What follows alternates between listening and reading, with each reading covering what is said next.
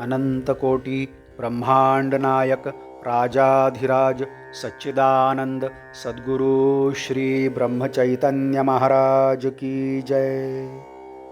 श्री राम समर्थ। 10 अक्टूबर। जैसे श्री राम रखें उसमें संतोष, यही भक्त का सच्चा लक्षण है।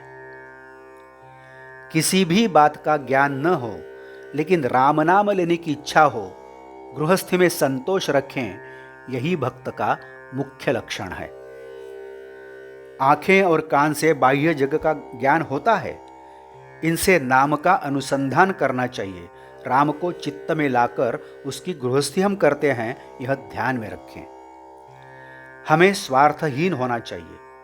राम नाम से ही ऐसी वृत्ति बन सकती है।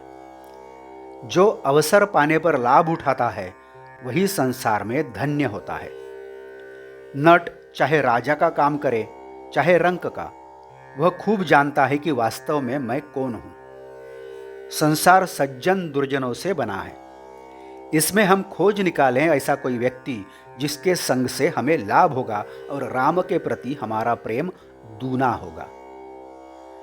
द्वेष, मत्सर और अहंकार की वृत्ति, इनका संग कभी नहीं करना चाहिए। मान अपमान सहें, राम चरणों की सेवा का ध्यान रखना चाहिए। सब कुछ करें लेकिन सच्चा प्रेम साधन पर ही हो। अभिमान शून्य होना ही शिष्य का लक्षण है। राम मेरा कैसा होगा, इसकी रात दिन चिंता करनी चाहिए। हमारा ध्यान हमेशा संतों की जीवनी की ओर हो और देह से गृहस्थी करें। सबसे अच्छा गुण अपने अवगुण जानना है। जिसे अपने अवगुण समझते हैं उसमें सुधार होने की गुंजाइश होती है और यह समझे कि उसे सुधार करने का मार्ग मिल गया। पहले अपने मन को अपने नियंत्रण में रखो। विषय वासना और अहंकार का त्याग करो। मन की स्थिति ऐसी करो कि जिससे उसे कुछ मांगने की इच्छा ही न हो। व्यवहार में दक्षता बरतनी चाहिए। जो विषय वासना के शिकार हो गए हैं उनके साथ कभी न रहो। दुर्जनों की संगति ही राम से हमें दूर करती है। अतः सत्संगति करो और राम से अलग होने की भावना ही हमारे मन में पैदा नहीं होनी चाहिए। भगवान वनमाली कब मिलेगा ऐसा सोचकर मन उदास होना चाहिए और मिलन के लिए तड़पन होनी चाहिए। दूसरी किसी भी बात का स्मरण न होना ही तड़पन का लक्षण होता है। पतिव्रता के लिए जैसे पति ही केवल उसके चिंतन का विषय होता है, वैसे ही साधक के लिए साधन होता है। मोह होना बड़ी शर्म की बात है। इससे बढ़कर और शर्म की दूसरी बात हो ही नहीं सकती। जब हम राम की सेवा करते हैं तब बहुत संकट आते हैं, यह ध्यान में रखकर हमें बरतना चाहिए। राम की सेवा ही संसार मानकर आराम से व्यवहार करें। भगवान को नैवेद्य अर्पण करके प्रसाद ग्रहण करना चाहिए। रात दिन राम के मिलन की लगन हो, उसी के पास हमारा चित्त होना चाहिए।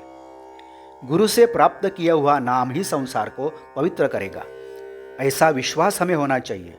तब राम निश्चय ही कृपा करेगा। देह से हम राम की सेवा नहीं कर पाए तो कम से कम मन तो हम राम के चरणों में लगा सकते हैं। ऐसा करने पर राम हमारा जरूर कल्याण करेगा। राम जैसे रखेगा उसमें हमें संतोष मानना चाहिए, यही भक्त का सच्चा लक्षण है। भगवान की प्राप्ति के सिवाय मन में कोई इच्छा पैदा नहीं होनी चाहिए। भगवान ही सर्वत्र है, यह भावना होनी चाहिए। उसे ही सर्वत्र देखना चाहिए। हमें राम का होकर सबके सामने आदर्श निर्माण करना चाहिए। आज का बोध वचन। मैं यह त्रिवार सत्य कहता हूं कि राम नाम के बिना इस दुनिया में और कुछ भी नहीं है। यदि हम निर्हेतुक नाम लें तो आत्मा राम से हमारा नाता प्रस्थापित होगा। जानकी जीवन स्मरण जय जय राम। नमस्कार।